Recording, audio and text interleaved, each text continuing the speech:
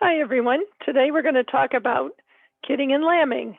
Kidding and lambing is a really exciting time of the year, and it helps to be prepared. So we're going to talk about kidding and lambing basics. It's 2021, so I'm recording this in my living room, and hopefully you won't get to hear the dogs bark or the cats walk across the keyboard. So let's see what we can do. Let's start back at the very beginning, way before your lambs or kids are born. So we want to know when they're going to be born, and the only way to do that is to control when your buck or your ram breeds your does and ewes.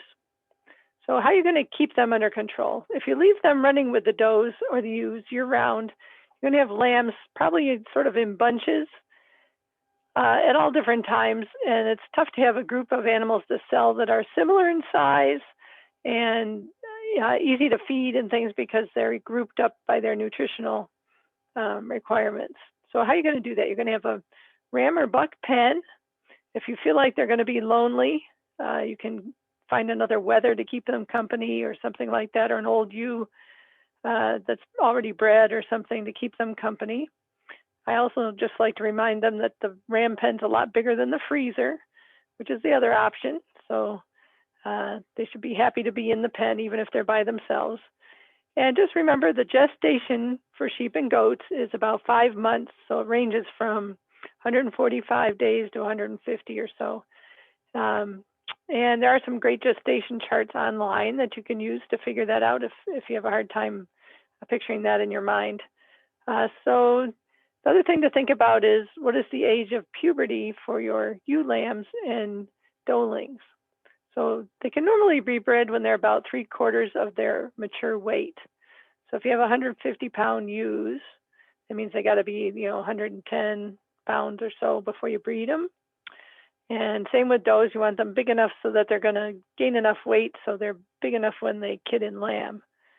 So you can do that by separating them and feeding them really well. You don't necessarily want to feed them really well in that last, you want to feed them well, but you don't want to really be pushing them too hard in that last trimester because you will make very large kids. You want to be feeding them well all the way along, not just at that time. So if you can get them big enough, it depends a lot on your feed, the pasture, the weather. Get them big enough, you can breed them to lamb and kid at a year. If not, you can hold them away from the buck or ram when you put the ram in to breed. And you can breed them the next year. Or if you're in an out-of-season breeding situation, you can sometimes get them bred for the off-season. They don't breed great for off-season because they're young, but it's worth a try. So the other thing is to choose an appropriate ram because you don't want to breed a St. Bernard to a Chihuahua, right? You want to breed something appropriate to the breed that you have. Similar in frame and size.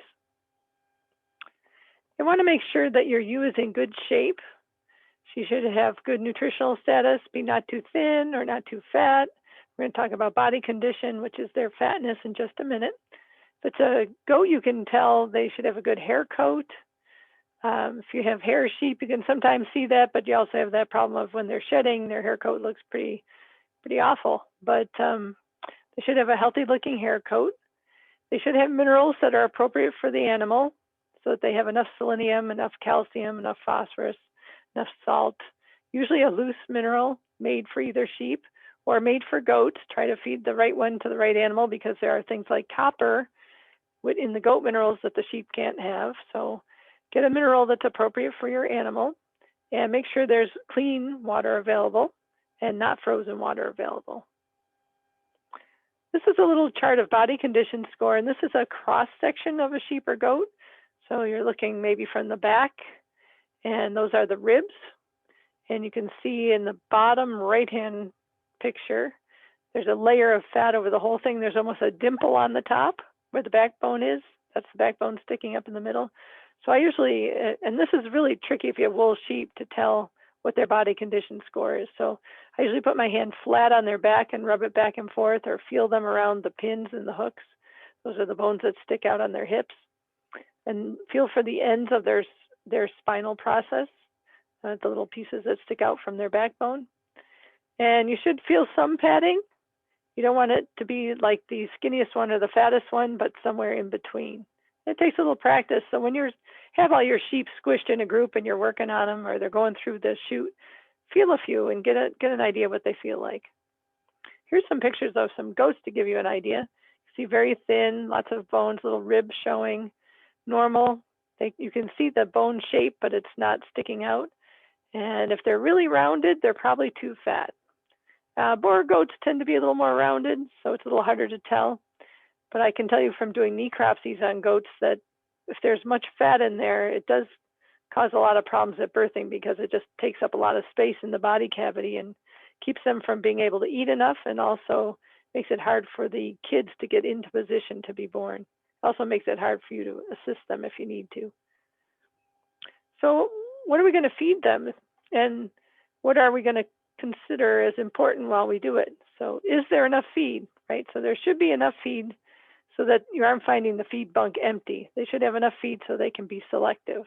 That way you know they're able to select. It's not that they're selecting what it is they need. They're usually selecting out the best parts of the plant, like the leaves, the soft parts, the chewy parts, the parts they like that are higher in nutrients. So is the quality good enough? So at the end, when there's 3 babies in there and the placentas, there's not a lot of room for their stomachs. So they have a limited forage intake. And so they need to have more concentrated nutrition towards the end of gestation so that they can get enough nutrients because the requirements have gone up, but they have less space to fit that in. So make sure you feed them well with good quality feed at the end. You can balance a ration for it or get somebody to help you balance a ration for that if you need to. And make sure there's enough bung space because when these animals are wider than normal, I know in our case at our bunk we can fit 6 to 8 sheep when they're not pregnant and don't have a lot of wool. And then when they're pregnant, we can barely fit 4 because they're so wide and the wool is getting longer. So make sure you have enough bunk space that they can all get up and eat at once, ideally. And same around the round bale feeder. Are they in good shape? Are they healthy to begin with? Are they vaccinated? We usually recommend a CDT, which includes overeating disease and tetanus. And sometimes they need a booster if it's their first time. It's really nice if you can do this like 6 weeks or a month before they kid or lamb, because then it will be in the colostrum for the babies. We tend to do ours once a year after shearing. You can, especially goats, maybe give them a booster in the month before they kid. You can find that worthwhile. It isn't that expensive or that hard to give, and it's not a painful shot, so they aren't fighting you the whole time. It's important to have parasite control, both internal and external. There are some dewormers that you can't use in the first trimester, so be careful. Read the directions, read the label, and it's valbazin that says don't use in the first trimester, so be careful of that. And be sure that their teeth and their feet are okay, because those will affect their dry matter intake and their ability to get enough food. So what do you need to do to get ready? We're going to talk about where they're going to have their babies, what to have on hand, whether to watch them or leave them alone, how long to wait, a little bit about some other things, and who can help you if you need it. So where are we going to kid or lamb? Someplace clean and dry if possible. Although I will say sheep will go lamb out in the rain if they want to and be just fine if it's not windy. Ideally, it's warm or at least not cold and windy. It doesn't necessarily have to be like a warm summer day, but a sunny winter day will work. Anything where they're out of the wind and protected, as long as everything else is good, the lambs should be relatively healthy and strong when they're born. Could be outside on the grass in the spring. We pastured lamb for years. You had to go hunting all over for the sheep to find them with their lambs. They seem to do just fine out there. You do have to be aware of predators if you're out on the grass. The other problem is sometimes at lambing season, it's not grass, it's mud, and so you want to be careful about that. And my sheep tend to pick the bedded area around the big round bale, even if there's mud all around that, which I think they just enjoy seeing me carry the babies back through the mud while they follow along behind me. Don't pick an area that's too small. If you put them in a really tiny pen, like what we call a jug, which is like 4 by 4 or 5 by 5, they'll sometimes get their butt up against one side. So sometimes it's hard for them to lamb in a small pen. Also, if you cram too many into a small, small area of your barn, and they all lamb close together about the same time, their lambs will get mixed up, and that sometimes causes a lot of problems. So make sure they have some space, make sure it's bedded or protected at least from the wind. And we can debate about whether to put them in the pen before or after. I like to let them lamb where they want to, and then put them in a smaller pen after if I need to. We'll talk more about that. Here's a nice Spanish doe with her triplets. She's quite an old goat. She did a really nice job with these triplets. She's in sort of a box stall by herself. She has lots of space. She had feed and water. This is some of my hair sheep lambing with triplets out on pasture. This is how you like to find them, all up, walking around, standing up, looking happy. And she did that all on her own. And this is where we lambed at the extension farm out on the pasture. And you can see she found this nice thicket, and she actually has 3 lambs there, one laying next to her, one off to the side, and one by the trees there, or by the bushes. And she looks like she doesn't want me to mess with them. So what do you want to have on hand for lambing? You want to have something to write on, record sheets, which I'll show you an example of in a minute. Some way to ID the lambs, sometimes both, paint. There's like sheep spray paint, works pretty well. Ear tags. We like the little fold-over tags for lambs. Then we put in scrapey tags when they get older. I like to have a bucket available with a little bit of lube or dish soap or something. I guess I prefer the lube to the soap. And I just put all my other lamb stuff in that bucket. That way I have the bucket. I can just dump the stuff out if I need it. Lamb or kid tuber, which is a 60 cc syringe with like a catheter stuck on the end that you can use to feed down the throat of the lamb or kid and put some colostrum or milk in there if you need to. A warming box, which I'll show you a picture of in a minute. A bottle and a Pritchard teat. The bottle, I like to use a Dr. Pepper bottle. Anything that's like a 16-ounce, 20-ounce soda bottle works. A Pritchard teat is a little nipple that screws on the top, and it has a yellow screw-on part and a little very narrow red nipple. And the red nipple is very easy to use on little baby sheep and goats. That's why we like those. And it's nice to have on hand some milk replacer or some frozen colostrum. Sometimes I freeze a bunch of milk from the goats, early milk from our goats to save a few lambs later on. So on the record sheet, these are the things we're going to have. We're going to have the lamb or kid ID number or name. If you only have a few, you can use names.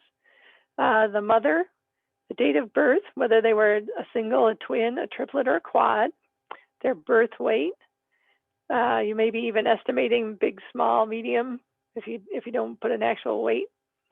Lambing kidding score, I use a plus, a check, or a minus. Hopefully they're all pluses. Sometimes they're okay. They get a check, and if I have to pull them or assist, they get a minus. And then I usually write some notes, like about sometimes it's the description of the lamb, sometimes it's what happened during the birth, or she lambed way out in the back 40, or something. This lamb wasn't doing too well at the beginning, or this one's really small. Whatever, those notes are really helpful later. So take a minute and write those down. And I write on the top, since most of ours are out of the same ram or buck, I write on the top of the page of the lambing records who the ram was for that time period. So there's my 2010 records. You can see nobody filled in the sex of the lambs. And we haven't weaned them yet, so there's no weaning weights. And sometimes we put the jug. Jug is the little pen they go in. If we have a lot of them, we put a jug number so we can tell them apart. You can see I have some notes. I put their birth weights, which are approximate. The used numbers over on the left. We number our lambs consecutively, except when we goof up like we did partway down this page. And we put their birth dates. And we use STW for twin, TR for triplet, and occasionally Q for quads. And we keep those records, and we continue to write on them as we have the lambs, and they're a great reference to go back to. So how about a warming box? Oh, I should mention those record sheets are available at our St. Lawrence County Extension website, probably under livestock, under sheep and goats. And there's also, if you're on the sheep online course, there, I believe it's also in your reference materials under the Health Week. The warming box is usually a cardboard box. You try to find a tall one. I always save a couple good ones at Christmas from receiving things in the mail. I cut a little X or a hole in the side for a hair dryer. Could be in the top if it's a tall enough box. And you want to have a hair dryer. It's like one of the best $12.99 investments you can make on a farm because you can thaw pipes with it and you can shrink things on and you can warm up lambs and baby goats. So you're going to put the hair dryer in the hole of the box and the animal in the bottom of the box, and you're going to turn it on and they're going to get dry and warm. But you don't really want to leave it unattended. I actually burned the shoulder on a lamb once by walking away and not paying attention. The lamb did fine, but he did had to heal up his shoulder after all that. And also don't put the box up on top of a table and walk away, because if the lamb comes to life in there and starts boinging around and batting its nose up in the air, it can knock the box off the table. And that's not good either, especially when you're trying to save the lamb. So some other warming options. Some people build a wooden structure that's like a tall box that the heat lamp sits in the top of. That way it can't fall down. Some people use a big plastic barrel. They open the top and they hang the heat lamp in the hole, and they make a little door for the babies to go in. Some people take a newborn and they will put the newborn in a bag so that the opening of the bag is around his neck, so his head's sticking out, and they immerse him in warm water. I find that to be really messy, but you can do it. So if hot water is what you have, then that works. I also often put a heating pad, lay that over the top of them, trying to get them warm. Or I'll put a kennel pad, the kind that you can put in a kennel that your dog can lay on, underneath the box, because sometimes your box is sitting on a cold concrete floor, and that cold concrete floor will suck the heat out of them also.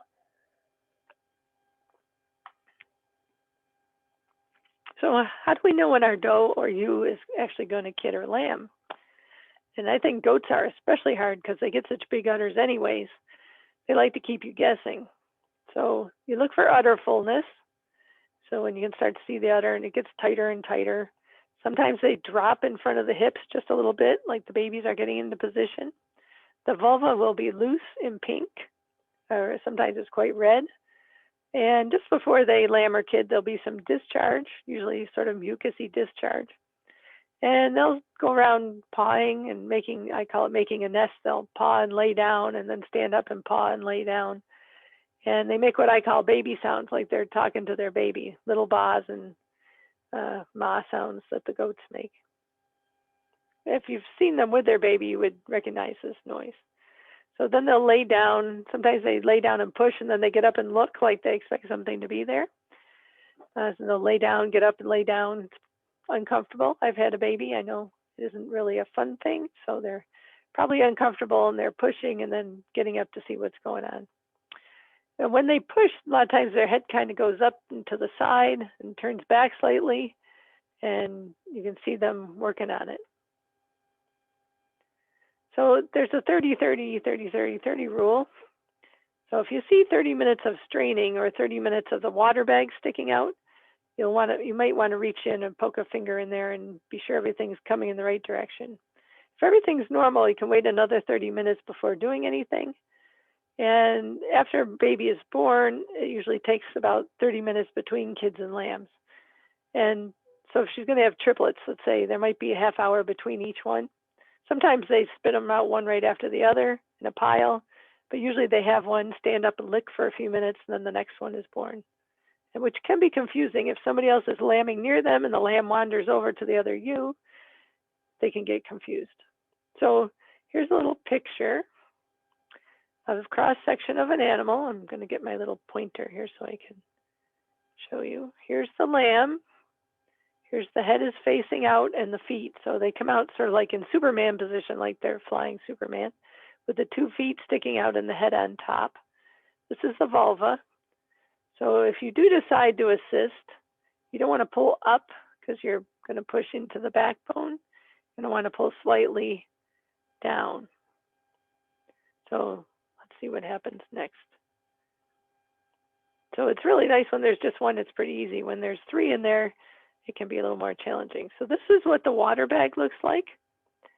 And it will sometimes hang down quite a ways, and that helps. Actually, the gravity helps pull. You don't necessarily want to break that. They might break it on their own, but you don't need to do anything to it, but keep an eye on it.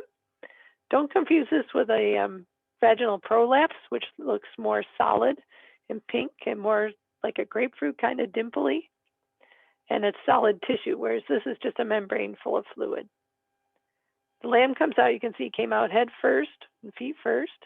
It's part way out. Sometimes at this point that you will stand up and the lamb will flop down. I have to give Sue Shanian credit for these pictures.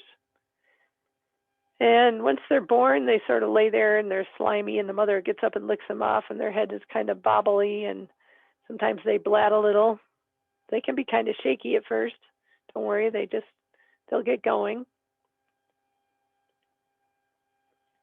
Once they're up, they're usually looking for lunch. You can see that ewe has the afterbirth hanging out of her still. That will usually pass, in another half an hour or an hour.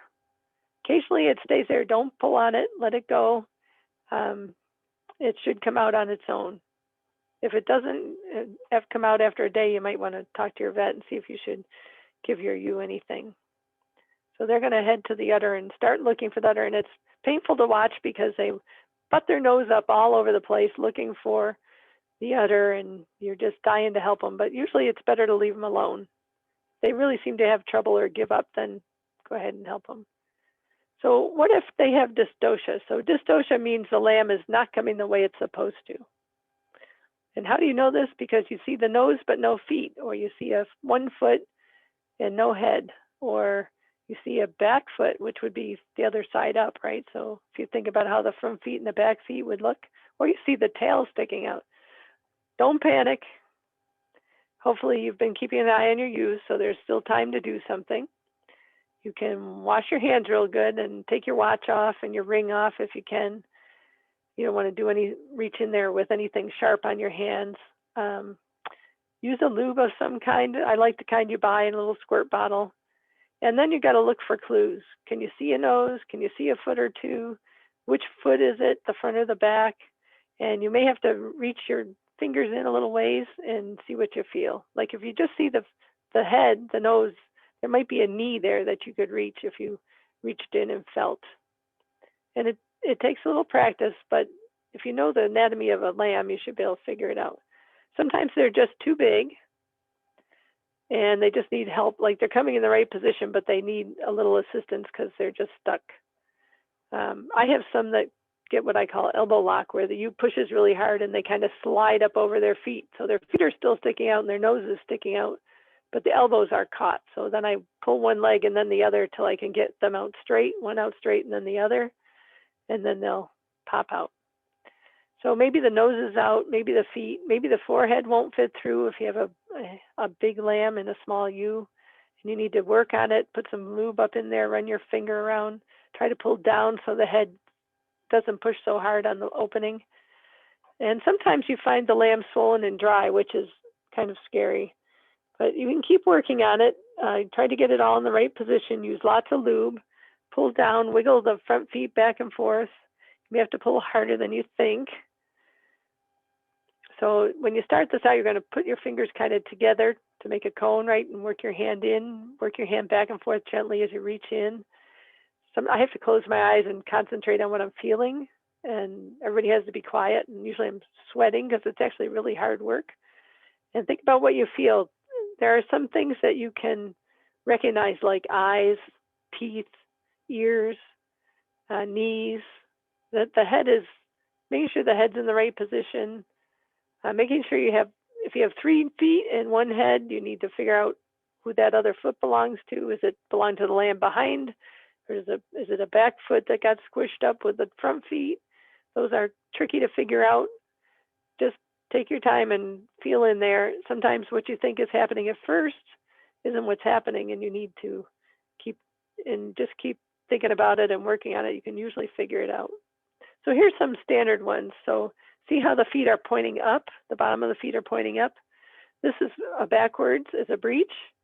They slide out really easy. A lot of them are born this way naturally. But if you're there and you see this, you might want to pull him out and get his head out from under the amniotic sac, because his head's underwater while his feet's coming out, and that's not good. So clear his face with your hand. And there's probably another lamb, or this is the second one of a set of twins often. Tail first. Now, really little lambs, like when I have triplets, they sometimes pop out tail first, and I don't have to do anything. If they won't come, you may have to push them back a little bit and loop your finger in the hock and your other fingers under the end of the hoof, because you don't want to rip the vaginal wall or anything, and pull that back leg out and get the other one. Or sometimes you can get them out with just one and pull them out. They'll pop out easy if the legs come out.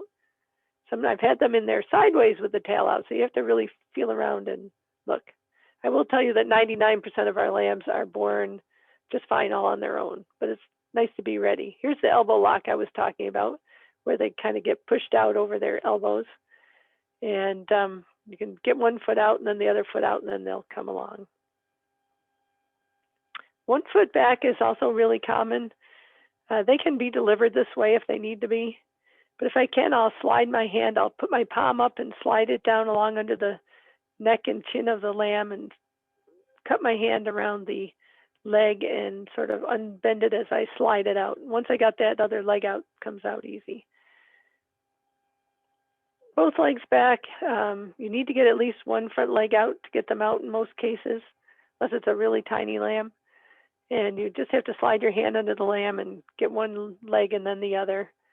And you can get them. You may have to push the lamb back in if it's just the head and the head sticking out, which I hate to do, but it does help a lot to make a little more space that way. The head back is the hardest one, because normally the lamb is either weak or dead if the head is back. And you have to push the lamb back in, get your hand around the head and get it in the right position, but then 99% of the time your hand and the head won't fit through the pelvis at the same time. So you have to take your hand out and try to guide the lamb through. And usually what happens is the ewe pushes and the head pops back. So I will tell you that sometimes you need something to put around the head. So you can work a piece of string around the neck. It's really hard in there because it's tight and it's slippery. And I have something that has a cable, and the stiffness of the cable works great because you can put it in there. If you can get that around the head, you can hold it in the right position while the lamb comes out.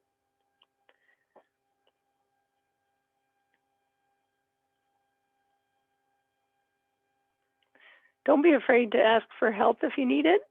If you hopefully have another shepherd you know in your area, or the veterinarian can help you as well. Now, sometimes you have twins in there come in all directions. And once you figure out who's coming first and what parts belong to who, you can get them out. And sometimes you have to slide one back a little to get the other one out.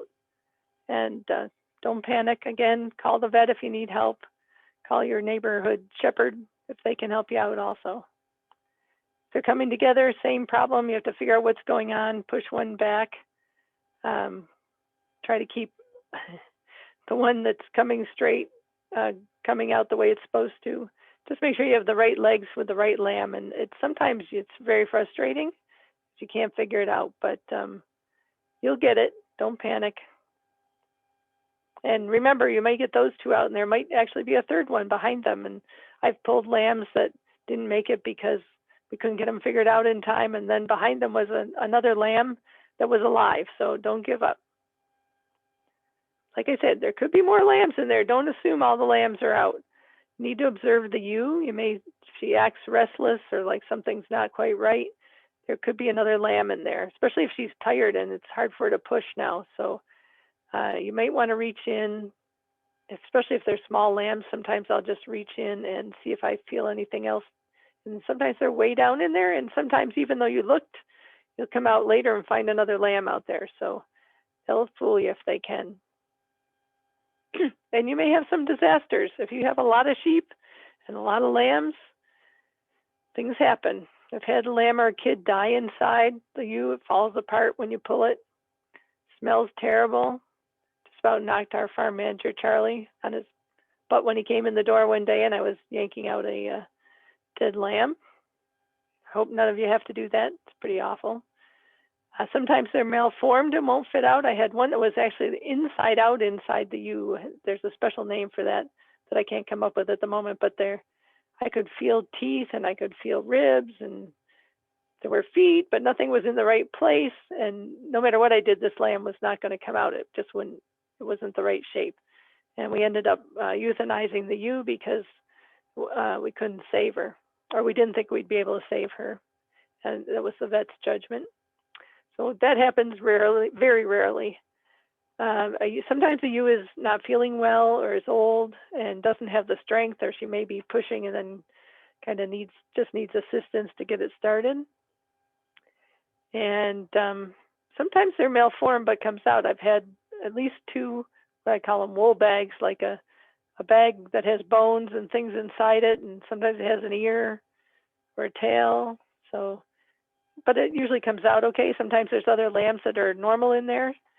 So don't panic, these things happen. And sometimes if your ewe gets flipped on her back, especially a wool ewe with a lot of wool and a lot of lambs inside her, she might get flipped over on her back and not be able to get right side up. And sometimes the lambs are half born. She'll push so hard she'll kind of roll back and then get stuck. And you could get to tip her up, get her going, get the lambs out, but it does happen. And usually those, if you catch them in time, those you can save those, no problem. Just remember when you pull a lamb or a kid, especially if it was a hard pull or a long time sorting them out, they can be kind of dopey. Their legs are stressed from getting yanked on or pulled around inside. Sometimes they're full of fluid in their head and you need to help them get that out by rubbing their nose and cleaning their mouth out with your finger. And sometimes they're going to need a little more encouragement to drink and to stand up, but they are amazing.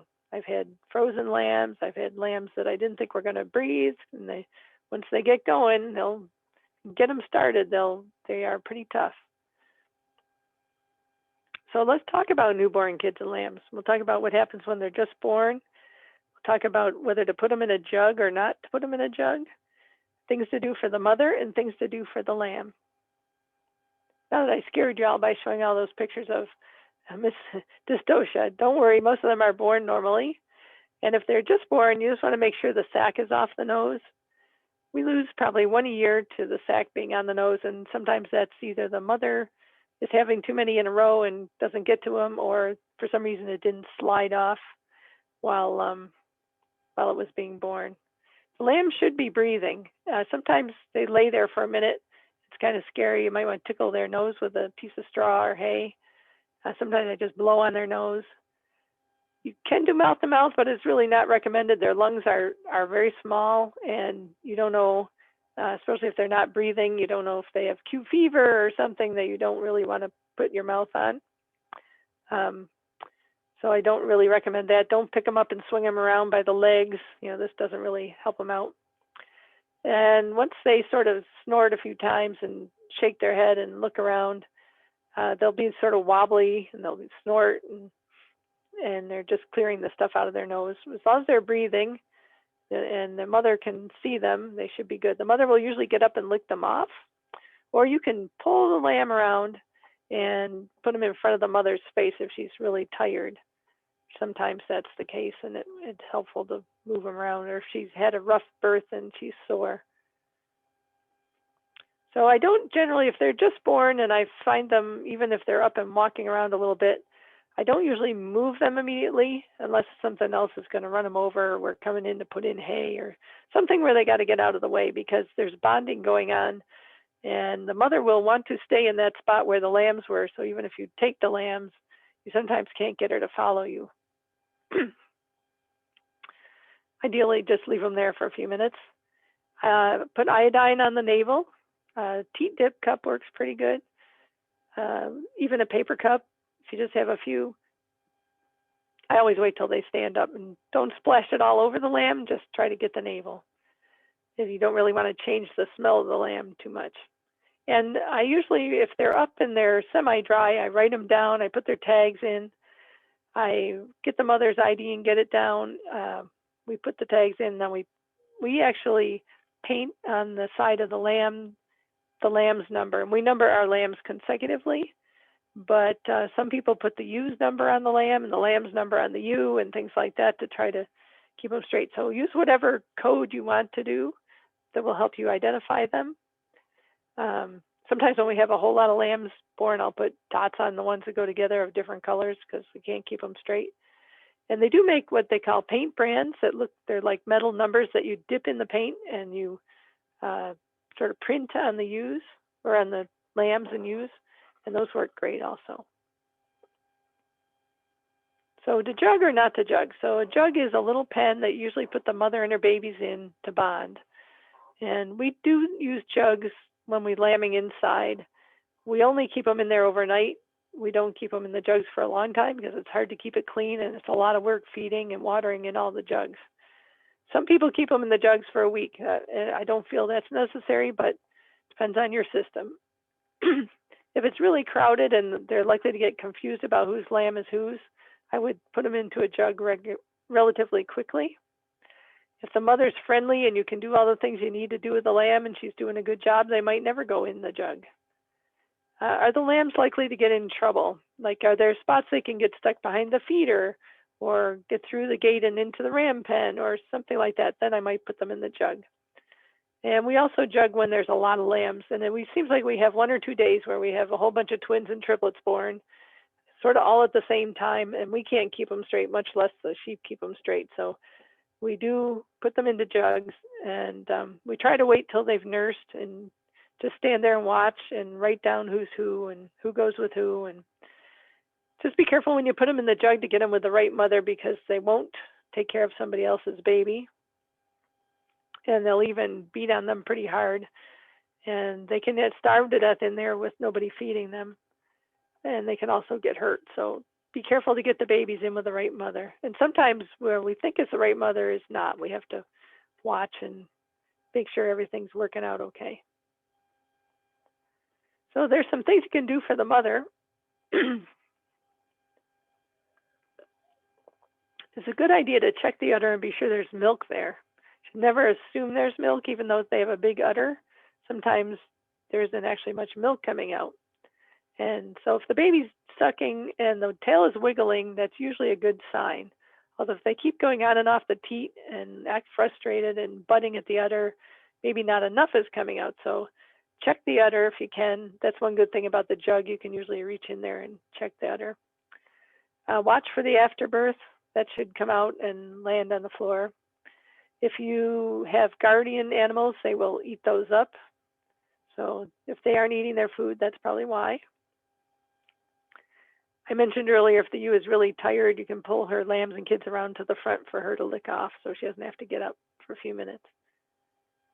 This is my lambing bucket. You can see I have paint in there, spray paint. I have tail elastrator and those little orange Cheerios are rubber bands. We'll talk about that in a minute. There's a bottle of lube, and the red thing is the ear tagger. I have the ear tags in a jar to keep them clean. And actually that thing with the black cover that you can't see very well is a container for those little orange rubber bands to keep them clean as well. And I carry that bucket around with me when I'm lambing.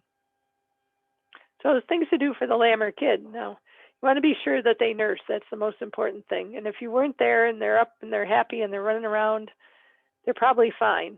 And you can sort of pick them up and you can feel if their stomach is full. If they're all sucked in and kind of their back is humped up, they probably haven't eaten enough at least. And sometimes they're blatting, and sometimes there's one good side on the other and the udder and the other side is not. So just need to consider all the options and take a look at those lambs. If they're acting fine and they're acting like they're not hungry, that's great. And if you need to help them, sometimes they just can't seem to find the teat, or the mother has her teats point out to the side a lot or something. You can kind of kneel down next to them and help get the nose up where it belongs, push them in there, or just kind of hold them up. It's very frustrating because they'll keep trying to suck on your thumb or something that they're not supposed to. But you can, if you once get them on the teat, once they figure it out, they usually remember pretty well. And if they can't nurse for some reason or they're really weak, I will milk out colostrum into the paper cup, pour that into the pop bottle, put the Pritchard tea down there and feed them. And they'll usually, once they've had a couple sucks of milk, they're like looking for more, and they'll jump up and be looking for more milk. And then you can help them with try to get milk the right way. So we want them to get colostrum. The first milk that mammals make is called colostrum, and it contains really thick and fatty. It's almost too thick to come out sometimes of the udder. Contains antibodies that help protect the young. It has all the antibodies from the mother, from whatever she's been exposed to. So we like them to have colostrum of some sort. There is fake colostrum, and it is getting a lot better than it used to be. As a matter of fact, a lot of the lamb milk replacers now have colostrum in them. You can use goat or sheep colostrum that you saved from last year, and maybe you froze it in an ice cube tray or in Ziploc bags or something like that, so that you can thaw it easily to feed to an animal that needs it. We often save, especially the goats who have so much milk, that we'll milk out. Once their babies have had some colostrum, we'll milk out, and we'll put it into the small Ziploc bags and lay them in the freezer so that they're sort of flat and they'll freeze. And then when we need one, we can stick it in a bucket of warm water and it melts quickly, and we can use it to feed the baby lambs or the baby goats. Some other things you're going to want to do with the lambs is, I mentioned before, make sure they're tagged or written down. We dock their tails if they're wool sheep in general. Some people only dock the females. We dock them all because we sell rams as well for breeding stock. And so I recommend, there's a couple ways to do that, which I'll talk about in a minute. And if you have dairy goats, you're probably going to want to dehorn those. Don't normally dehorn sheep. So tail docking. Don't dock the tails super short. We try to leave at least an inch. I like to have the tail be able to cover the vulva and the rectum, especially if you have pasture ewes and they're going to be in the sun. So don't cut the tail too short. You can either use a hot docker, which is like an anvil cutter like you use in the garden, only it plugs in, or some people have a gas-powered one and heats up so it both castrates and docks at the same time. It's easiest if someone else holds the lamb for you. And it does hurt them, but it only hurts for a couple of seconds and then they seem to be fine. The rubber band or elastrator, same thing. You don't want to put it way up close. You want to leave a little bit of tail there.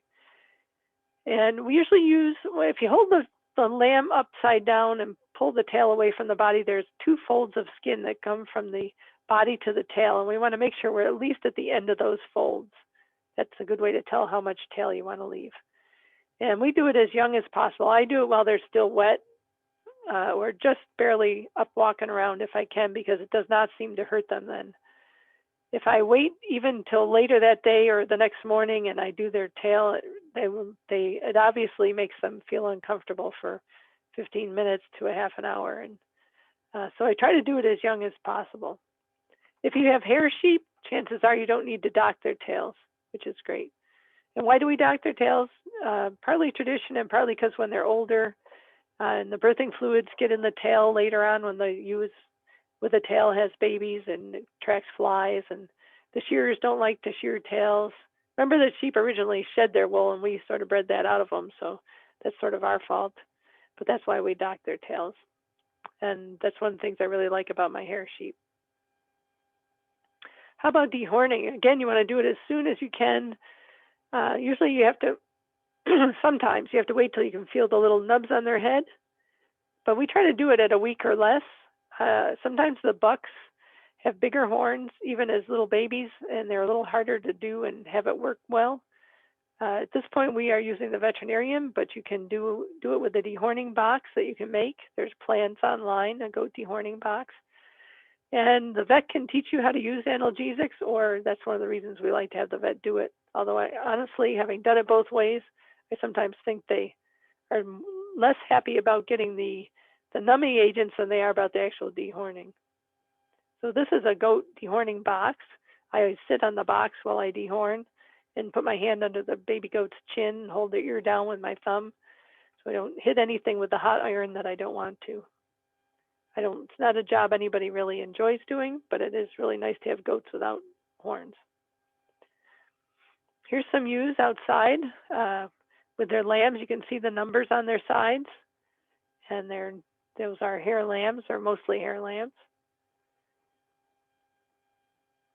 Here's a couple getting a drink.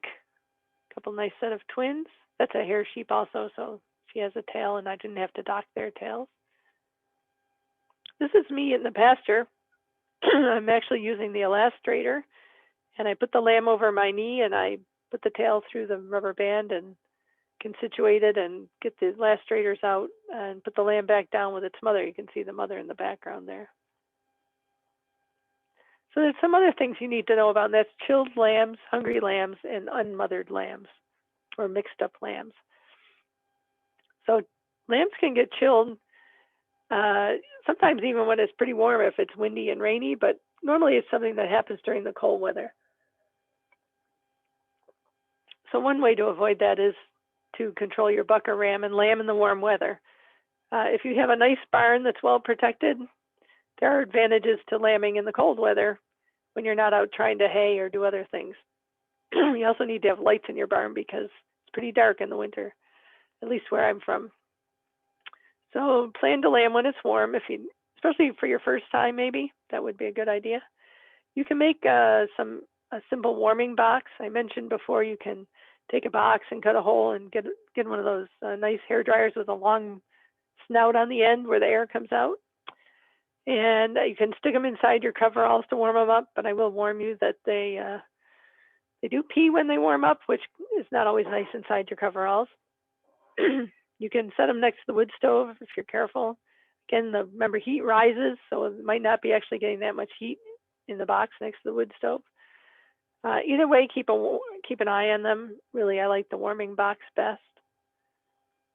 So how cold is cold? Now, the handout should be in your online class, and if you're not in the online course and you're watching this, I'll try to make sure it's at our St. Lawrence County Cooperative Extension website, and it tells you how cold and what to do at different temperatures. But mostly, when they get chilled, they can't suck.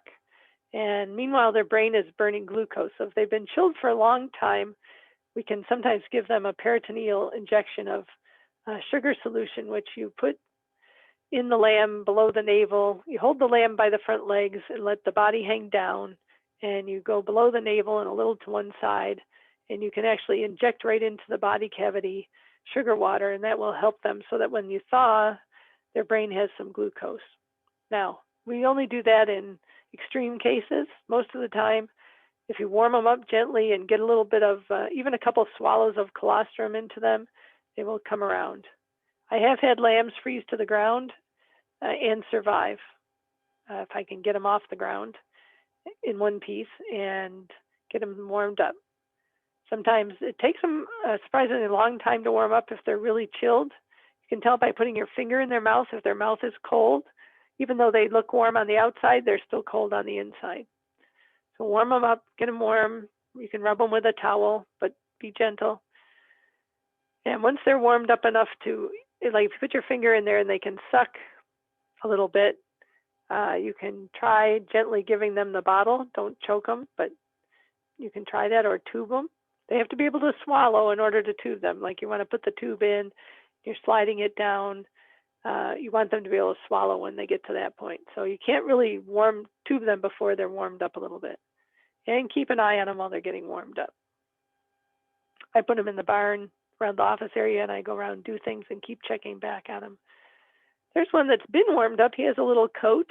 I do have some polar fleece coats. I have old sweater sleeves with holes in them. I have all kinds of little lamb jackets. Old Smart Wool socks work pretty well. I sew a couple together, open them up, sew a couple together, cut some holes for their arms and legs.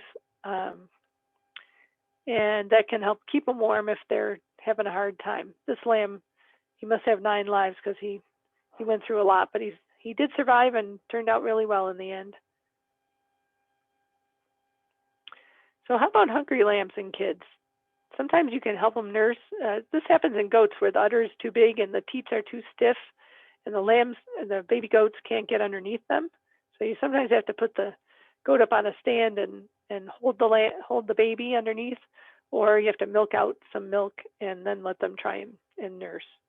Sometimes the lamb is weak or got stepped on and they just need a little help getting going. Sometimes there's 3 of them and 2 are big and 1 is little, so there isn't much left, or they're just getting pushed away and then they all lay down. So sometimes you'll have a hungry one in the group, and like if they look sucked in, everybody else looks fat or at least rounded. You want to be sure that they're getting enough to eat. So you may have to help them a little bit. You can supplement them, even if they're with the mother. You can bring a bottle of milk replacer, let them have a few sips. Or sometimes I give them as much as they want, try to get them going, because once they get stronger, they'll stay with the mother and nurse if she has enough milk. So don't be afraid to help them out a little bit. I mean, if you have 1,000 lambs, it's pretty tough to supplement anybody that needs it, but if you only have a few, you can give them a little extra attention. How about lambs that are rejected? Sometimes the ewe rejects a lamb just because she thinks it's not her lamb. You get a "it's not my kid, it's yours" kind of thing going on. And you sometimes also have what I call granny ewes, which will, just before they lamb, they have this urge to have lambs, and so they take other newborn lambs and they feed them and they take them for theirs, and then they have their own lambs, and now they suddenly have 5 lambs to take care of, and some poor ewe doesn't have any. So that tends to happen when it's crowded, and it tends to be certain ewes. Once you know which of your ewes do that, you can keep an eye on them. And you can't always assume they're with the right mother when you put them in the jugs, or even when they're walking around. They'll take on to whoever is closest. Sometimes there's a young mother, and the nursing sort of scares them. They can't figure out what that lamb is doing back there. If you can hold on to her and get the lamb underneath there, lots of times once they experience it and her udder relaxes, it's fine and they'll get over it. Other times you need to tie them up and work with them for a couple days. I don't have a lot of problem with mismothering, but some people do. And I'm not sure whether it's genetic or whether it's the situation they're in, but it could be either one. Sometimes they just get confused when there's a lot of babies born, but be persistent. If you know the lamb belongs with the mother, and you can help her get to know her lamb, you can sometimes make it work. Some people use a stanchion, or they have a pen where they can tie them in the corner, but they'll kick pretty hard at a lamb they don't think is there. So you may have to hold her still while the lamb nurses, and it might take a while, but you can we'll see who's the most persistent, you or the ewe. If they're just born and you're trying to maybe get one to take another lamb, like you've got triplets in one pen and a single in the next pen over, and they're all born fairly close together, you can actually stimulate the ewe's vagina with your hand as if she's giving birth again, and then give her the other lamb, and you can sometimes use that to get her to take a lamb. Fostering is a real skill, and I believe there's an ASI video on how to foster lambs at the American Sheep Industry Association website. How about orphan lambs? We tend to end up with as few as possible, but there's almost always one that something happens to, and they're just like a person baby. They eat and poop and sleep and cry, and so you need to feed them frequently, every 3 or 4 hours at first.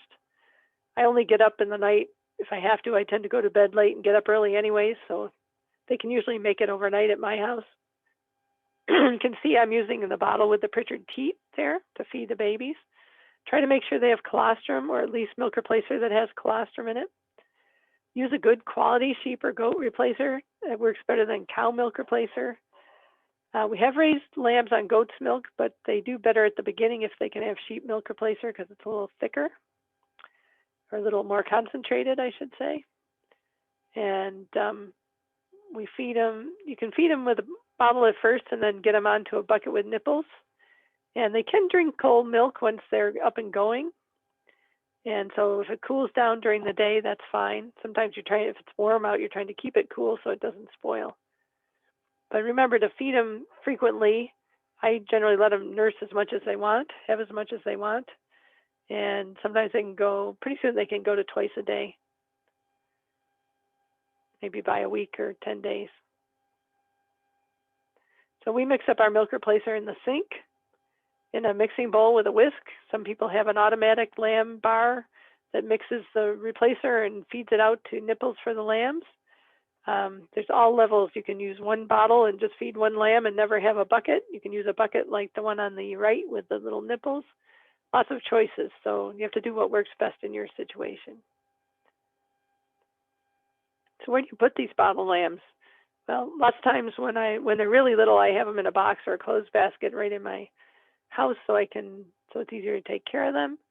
I tend to put them in a pen together, but where they can see the other sheep and goats so that they don't think they're people. Try to raise them with their own species, otherwise they can be really obnoxious later on. And I mix them back in with the other lambs after weaning. So you see I have a few too many on the feeder at the bottom there. I just thought that was a funny picture. There's actually, I think there's 6 nipples on that pail maybe. There's either 4 or 6, but I had to add a couple more pails actually to feed all those babies. And they can be in the dog kennel. That works too. That's actually the dog house. And we kept that lamb out in the kennel so she didn't have to be in the house for a while, so she could go back out in the barn. Here's a nice ewe with triplets in the barn. They're just born. You can see that's actually a hair ewe that she has curly hair, and she will lose that. And I shed that out in the spring. Here's some baby goats. They're all dehorned and out with their mothers. This is a goat named Maple. She lived to be 18 years old, and these are her twins nursing. She was a meat goat. I raised meat goats at the time, and we let them raise their own babies. And this is one of those nice scenes where you see the lambs in the pasture with their mothers posing for the photographer. You can see the large udders on some of the ewes. Now there are some great sources of information on lambing and kidding. There's really good information at the Maryland website of sheepandgoat.com under Sheep 101 and Sheep 201. There's also some good articles, but there's good pictures and good explanation at Sheep 101 and 201. And a lot of information on marketing at sheepgoatmarketing.info. And also at the top are the 2 Cornell sites with information, general information on sheep and goats and fact sheets about lambing and kidding. So feel free to look around online. And this is my contact information. I'm Betsy Hodge, and I work at the Cooperative Extension in St. Lawrence County. And that's my email, bmf9@cornell.edu. Thank you for listening, and I wish you good luck in your lambing.